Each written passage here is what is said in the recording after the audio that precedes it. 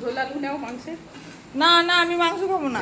মাংস নেই না, আলু ভালো ঝোল কিচ্ছু নেবো না।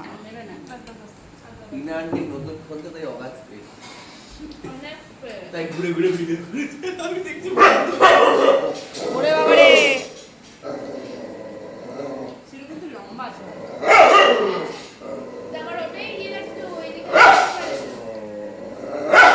চল তোকে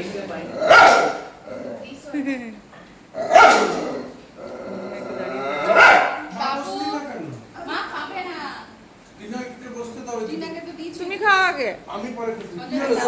আমি খাচ্ছি না। কি হলো? তুমি বসে যাও।